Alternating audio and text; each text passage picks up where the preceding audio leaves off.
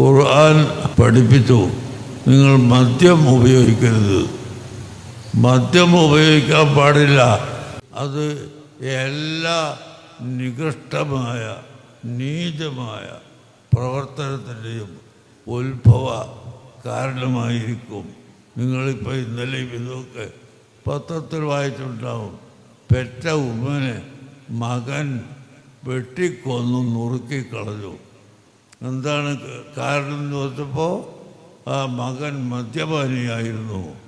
ആ മദ്യപിച്ച് ബുദ്ധിയില്ലാതെ ലഹരി വന്നപ്പോൾ അവൻ ഉമ്മയെ വെട്ടിക്കൊന്നു.